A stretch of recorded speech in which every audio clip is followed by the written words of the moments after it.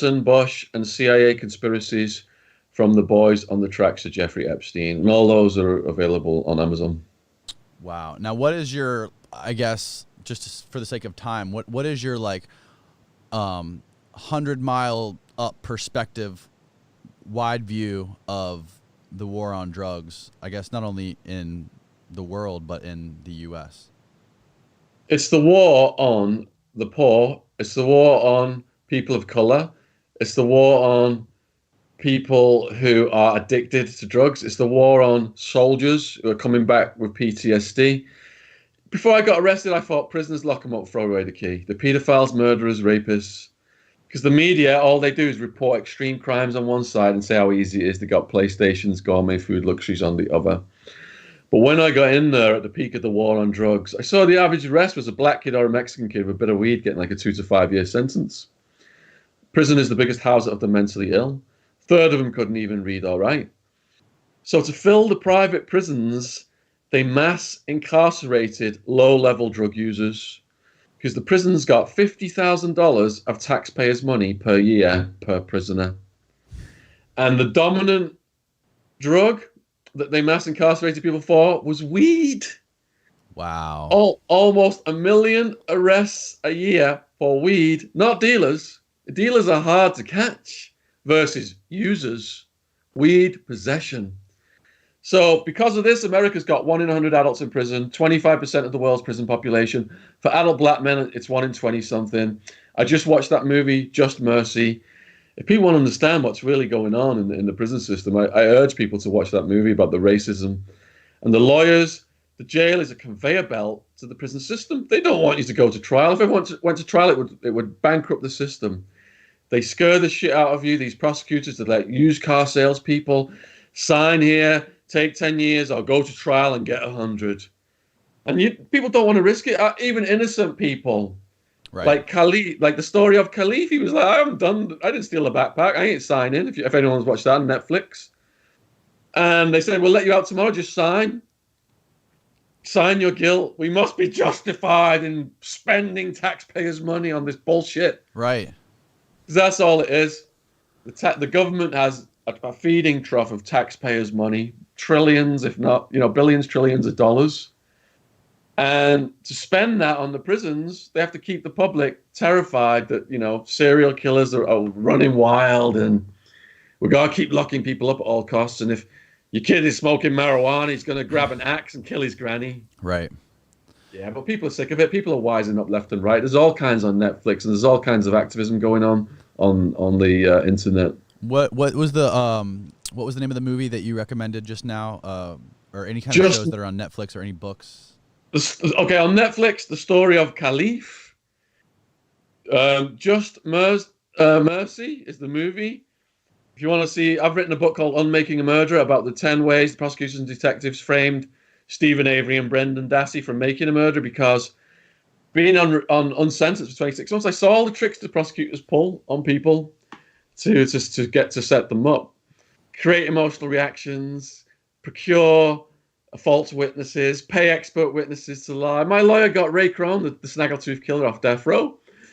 State of Arizona paid $50,000 to make an expert witness say his teeth matched the teeth on the bite mark of a deceased person when they knew it didn't. And the DNA didn't match, so they suppressed it. And they found him guilty because they gave him $5,000 to defend himself. The U.S. justice system is corrupt to the core, and it's been taken over by vested interests. There's a saying in prison, a jury would indict a ham sandwich because the state has got the most money in the world to put on the best theatre show. Give someone $5,000 to defend themselves, they can't put on a theatre show, and court's just theatre. Do you see any possibility of this changing in the future, whether it be near or far? And if so, how do you see that changing? I know there's other countries like Portugal that have figured out ways to kind of curb this problem. What is a politician? Someone who just wants to get votes whatever way the wind is blowing. So look at the Clintons. They locked up more non-violent drug offenders, including a record amount of women, for doing the exact same offenses that Bill Clinton was doing. I mean, Bill Clinton, his brother Roger got arrested in a drug deal. He said he was buying some of it for Bill because he's got a nose like a vacuum cleaner. Yet these hypocritical bastards lock up hundreds of thousands of people, criminalizing young people, ruining their lives. Half of my friends in prison was veteran soldiers, come back from wars that they've been duped into by Bush and Clinton, and then they don't get any help. They get PTSD and they end up on street drugs. But when Hillary was up for the last election, she was spouting off about mass incarceration and how terrible it was for the black people and the women. So when you've got evil psychopaths in power, and I believe it's only the psychopaths that can rise to the top of politics. Right. They're the biggest crooks in the world. The people have got to put the pressure because they're scared of the votes. And it's the people voting at the state level that has decriminalized and legalized weed and is causing this reversal worldwide. Because it was America that introduced all these laws to the entire world. The earliest cannabis laws were pharmaceutical societies in California. They wanted it illegal because they didn't want people growing free medicine in their own backyards. Then at the federal level, Harry Anslinger came in. He was working for Andrew Mellon and all these other interests, fledgling petrochemicals, pharma, plastics. And he demonized it and said, black men on marijuana will want to rape every white woman in sight. Went to the United Nations and said to the entire world, if you don't sign on for America's drug laws, America's not going to trade with you. So that's why the whole world has got all this violence right now. Everything from knife crime in London to all these people dying in Mexico. That is to do with drugs being illegal and criminals competing for that black market profit. Because by making drugs illegal, they made worthless plants more valuable than gold. Weed was called weed because it grew at the sides of roads. Pablo Escobar could get coca paste for $60 a kilo, and because of drug laws, he could sell it for $60,000 a kilo on the streets of America when he was getting started in the 70s. So drug laws have created the biggest profit opportunity in the history of the world for the cartels. And the politicians know this because they saw the same thing happen with alcohol prohibition. Right. Al Capone's running around with his machine guns. People are getting slaughtered. People are getting corrupted. But they've not stopped it with drugs because they've learned to profit from it. The contracts are in the tens of billions a year for the private prisons.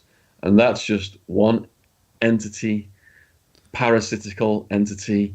There are hundreds of them, everything from razor wire to telephone services. 3 strikes law in California, 3 crimes and you're serving life. They had people doing life for stealing pizzas and chocolate chip cookies. 25 years times $50,000, $1.25 million for a $10 pizza. So the California taxpayers were like, why are we doing this? This doesn't make sense. They tried to get it reversed. And when they tried to get it reversed, the wall of money rose up and stopped it. And the 2 principal sources were the Prison Guards Union of California, which had paid the governor off, I think it was like $1 million, to get 3 strikes introduced in the first place. And one of the founders of Broadcom, exclusive provider of telephone services to the California state prison system. Wow. That is a heap that you just dropped. The US justice system is one of the biggest employers in the world. If they legalized drugs, it would whack the US economy because all those courts would be empty, all those jail cells would be empty, all those people in those bumpkin towns who are working as prison guards would be unemployed again. It would slam the economy so hard. These vested interests just keep it going.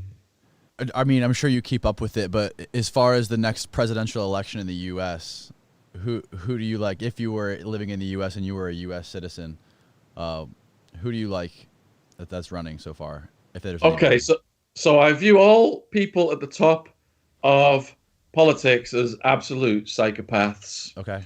And I'm an observer of politics. I don't participate. I've never voted. I am, interested in the different characters that rise to the top. And I have extensively researched the Bush crime family and the Clinton crime families. Mm-hmm. And that's how, I came to these conclusions and came to write this War on Drugs series of books. So I've not researched Trump that much, but we're seeing a rise of populism worldwide. In the UK here, the people voted for Brexit. That was part of that. I do talks across the country. I go in these small towns and I hear the people who are pro-Brexit. And it's crazy because the Conservative Party here got that vote, and they typically don't because they're typically what the wealthy people vote for. Yeah. But because a lot of the working class people were pro-Brexit, they voted for the Conservative Party. So the Conservative Party has learned how to harness the votes of the poor people. But it's that rise of populism. If you can ride that, if you can attach onto that right now, you will win the election because that's happening worldwide. And I read over 1,000 books in prison in just under 6 years, a lot of history, philosophy, psychology. And if you go back to the 1900s, exactly the same thing happened, and it was a precursor for the world wars. So also related to this, you have become an expert in the life of Jeffrey Epstein and the crimes of Jeffrey Epstein. And you've released on your channel, I believe it's over 100 videos related to Jeffrey Epstein. Yeah. How did you get so fascinated by the story of this man? And can you elaborate a little bit more about the stuff that you published on him?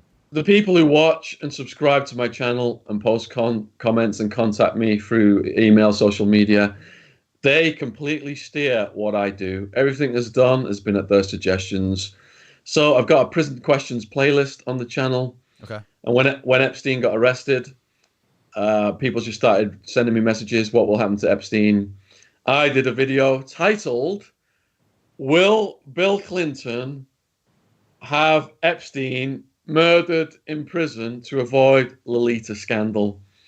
And that was just based on all my research I'd done into the Clinton crime family. And when did you release that video?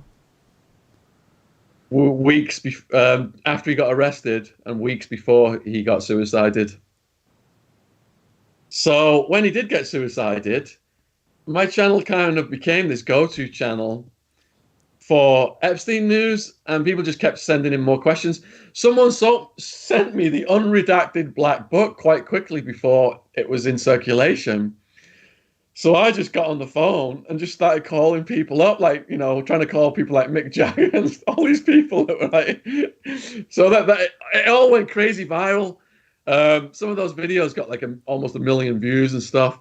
Whoa. So then I just started, it got to the point where I had to just do a daily Epstein video. At one point I was doing 2 Epstein videos a day. And there's like enough now for about 2 books. I think I'm going to do Who Killed Epstein Part 1 and Part 2. I noticed one of the videos that you published I was looking at. I don't know if it was one of the most recent ones or if it was one of the ones in the beginning, but you were talking about how Epstein was friends with Elon Musk and worked with Tesla somehow in some capacity. Yeah. When Elon Musk tweeted that Tesla was going to get bought out, and he knew that it wasn't, but he'd been having some dealings with Epstein, and Epstein was hooked up with a Saudi prince. So there was a pipe dream hope that that was going to happen. And Musk absolutely should not have done that tweet because it goes against all of the security laws. Right. You can't do that. As a former stockbroker, I had to do all these different exams and get my licenses and stuff to learn all that stuff. So Tesla price shot up, but then it went right back down, and Musk got this huge fine. And he was being advised by Epstein around that time. Yeah. So I guess let's go back a little bit and talk about Epstein for people who aren't necessarily privy on all the details of the case and all, not necessarily that case, but all the details of his history with the sex trafficking and the organizations he was involved with. Could you give me sort of kind of like a description of or backstory of what that is? Yeah, Epstein started to go out with Ghislaine Maxwell, who is the daughter of Robert Maxwell. And it was Robert Maxwell that brought Epstein into the Mossad fold, because Maxwell, he built this multi-billion-dollar criminal enterprise whereby he was, he could sit down with George Bush, he could sit down with Gorbachev, but he was also laundering money for all of the different mafias around the world, the Russian mafia, the cartels, the Colombians, the Japanese Yakuza. And he was feeding information to all the different intelligence agencies. So he'd go to Russia. He had money laundering operations set up through Bulgarian banks, and Russia was in control of that through the KGB. So he'd be sat down with the KGB heads.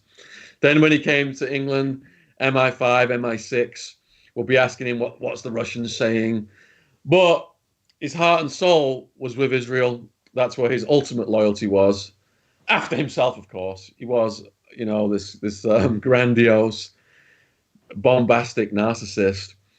Now, Robert Maxwell, he became a liability to the intelligence agencies. I'm reading the book called The Assassination of Robert Maxwell right now, and they detail how the Mossad take him out and make it look like an accident. He's off his yacht, the Lady Ghislaine, and this is off the Canary Islands, and he's found dead in the water, basically. Okay. And it comes out that he's looted, hundreds of millions from pension funds and stuff like that, and all these people have lost their money. So Robert Maxwell brings Epstein into the fold. And once you're into that fold, we're talking Iran-Contra. People saying we don't know where Epstein's money came from. The money from these elites comes from the most profitable businesses in the world, and they're all interlinked. And I learned that because when I wrote about Barry Seal, he was a cocaine transporting pilot for the CIA. And it was drugs come up from South America on these military planes. In his case, they were going through Maine at Arkansas and other drops in Arkansas. George H.W. Bush, Oliver North were heading this scheme. And Bill Clinton's governor of Arkansas was providing the state security. So it's drugs in, weapons out. That's what Maxwell was heavily involved in. He was a key broker in the Iran-Contra deal, whereby Reagan was going to have him, release the hostages, and that was boost his popularity in exchange for illegally giving Iran arms, which were financed by drug deals. CIA is bringing the drugs in. Gambino crime family was just one of the crime families, helping them distribute it. So I believe once Epstein was introduced into that fold, his money would have come from laundering proceeds for intelligence agencies who were tapping into the, weapons, drugs, oil, and human trafficking. What we see with Epstein is just the tip of the iceberg. There are far bigger players than him, and he was sacrificed so that those players wouldn't be exposed, including the Clintons, including Leslie Wexner. So Wexner, owner of the Limited, and all of a sudden, the Limited, the company, the Limited, okay. Victoria's Secret, the fashion show, the lingerie, right? And Epstein and Wexner were tight, and the properties that Epstein had, that were worth multi-millions, they came from Wexner, but there's no evidence that he actually paid for any of them. And the Wexner properties in New York, it had already been fitted up with all the spy cameras before Epstein even moved in. Wexner had it all rigged up like that. So honey traps have been used for decades by the intelligence agencies. If you can entice people into your web, people as powerful and famous as Prince Andrew, and then you could get them in compromising situations. And Virginia Roberts, one of the bravest victims, who's just not let this lie, completely running with it every single day. I'm in communication with her on Twitter. I'd urge people to go over on Twitter and retweet her stuff and offer her support, because she's had multiple death threats. FBI have even said that they're credible. She said that Prince Andrew not only had sex with her twice individually, but also on a third occasion on the Pedo Island, had engaged in an orgy with her and teenagers that were underage who Epstein had procured from East Europe. And Epstein was joking, saying, you know, they can't even barely speak English. These are the easiest girls to get.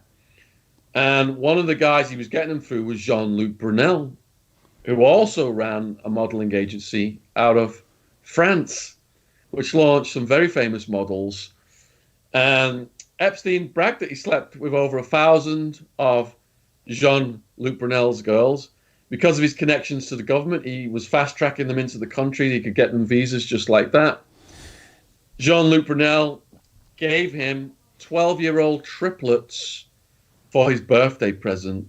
And he was Epstein was boasting to Virginia about how good the oral sex was with these 12-year-old girls. So, you know, a complete depraved entity.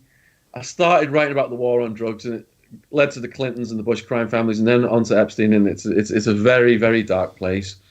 Now, I've got a weekly true crime podcast on my YouTube channel, and one of the most recent guests was Prince Andrew's former Royal Protection Officer. And he was working for Prince Andrew when Ghislaine Maxwell was just waltzing into Buckingham Palace. She didn't have to go through the security protocol, didn't have to put a name in the system properly. And we saw Prince Andrew do that car crash interview on the BBC, and he's talking so polite about a manner unbecoming and a straightforward shooting weekend. But according to Paul Page, the ex-cop, you know, if guests of Andrew's were held up, Andrew would get on the phone, you know, say they didn't have ID or the cops were trying to do the proper security procedures. Yeah. Andrew just get on the phone and like, let that fucking person through now before I fucking come down there. I'll fucking have you lose your job. Don't you know who I am? So that's the kind of character he really was. But he's not the brightest bulb. Right. Not the brightest crayon in the box. No, I mean, Epstein and Maxwell are at the shark level, and they've got that psychopathic, deviant level of knowledge. Andrew, I believe, was seduced into that. They wanted to get that power leverage over him. And he found it so seductive that even after Epstein had been convicted the first time round when he got his sweetheart deal, right, against the wishes of the royal family, Andrew went back over to Epstein's 4-day celebration from prison party where Prince Andrew was the guest of honor. And then Andrew gets on the BBC and says he was flying all that way just to break up his relationship with Epstein. But that BBC interview was just one big lie, the whole thing. Even the FBI have called him out. He said, I'm going to cooperate with all of the law enforcement agencies. And now the FBI, all these people, all these lawyers, prosecutors are saying multiple times they've contacted the Royal Buckingham Palace, the lawyers, and Andrew's not being forthcoming at all. So the whole thing was just one big whopper, that interview. But what Paul Page said was, the royal cop, Andrew did know that whatever he said, even if he incriminated himself, he will never spend a day in jail because the royal family are so powerful. It's one law for them and another law for the rest of the world. Anyone else would have been SWAT team raided and sent to prison and stabbed in the belly by the Aryan Brotherhood for being a chomo. Unbelievable, man. So where do you see this whole thing? What do you see becoming of the entire Epstein suicide? Where do you see this ending up? Where do you see this being? How do you see this being viewed in 10 years from now? And also, what is the current state of the investigation, if there is any sort of, if it's still an ongoing investigation? I know that you mentioned in a video that you just recently released that there was capillaries under his eyelids that they found that had burst. Yeah, it's the royal scandal of the century. The royal family have tried to push it out the media here by getting all the media contacts to focus on the Megxit situation with Harry and Meghan. And they did manage to do that. It was dominating the news after Andrew dominated the news. But then when the FBI announced that Andrew wasn't cooperating, it just popped right back up to news headlines here again. Yeah, so it's got all the hallmarks of something that's not going to go away. Because if there's a murder and it's solved, The public are satisfied. But look at Kennedy, look at Princess Di. So I think 10, 20 years from now, people will still be talking about Epstein. When in the history of the MCC, the Metropolitan Correctional Center, has on the record been two guards ever fall asleep simultaneously since it opened in 1975? It's never ever happened. The cameras, conveniently, the footage is not available. The only people who've been arrested are the guards. Jesus. It's a classic. Look at the pressure that was put on his neck to cause the three fractures, the hyoid broken, and like you said, the capillaries in the eyes. Mm-hmm. It's obvious. His cellmate was taken out. They put him in with Nicholas Tartaglione, a cop turned gangster who murdered 4 people in a nightclub they were enticed to do a drug deal and buried him in the garden. This guy, he could have just snapped Epstein's neck with one of his hands. He's so powerful looking. Dude was massive. The convict code is such that if you're a gangster and you're put in a cell with a chomo, KOS, kill on sight. Right. Yeah, so I think that the suspects are Tartaglione, even though he was taken out, could have been let back in to finish the job. Quid pro quo, he's up for the death penalty. Let's see if he gets a softer sentence. Already, the boss of that jail has been awarded, after Bill Barr said this guy should be relegated to a desk job, the boss of the jail has already got a cushy job somewhere else, so he got rewarded. So, total deep state operation. Maybe Tartaglione went in for the quid pro quo. Maybe guards went in and did it. Maybe they, sent some people in from the intelligence community, some hitmen dressed as guards, could have gone in and done it while they took the cameras out and just the method of killing him. Two Tonys. We talked about Two Tonys when I was writing his life story, when I was in his cell. Yeah. And he was talking about all these methods of murdering people and burying bodies, and that's all in his book. And I asked him, I said, how would you kill me right now? Just thinking he would describe it. And in a split second, he jumped up, grabbed an electrical cord, got behind me, wrapped it around my neck, and started to choke me out. And I couldn't breathe, and I'm starting to get a bit dizzy. And I'm like, panicking. I tapped out. I didn't let it go, just like that. Now, there were some photos. I think 60 Minutes got access to some photos of the death scene, and there were multiple electrical cords in the cell, pictures of all this disheveled cell. So let's say Tartaglione goes in, a guard goes in, a hitman for the intelligence agency goes in, just get that cord wrapped around his neck, bam. If Two Tonys, a professional killer, felt that was the most efficient way to do it, that could have been the murder weapon right there in those photos.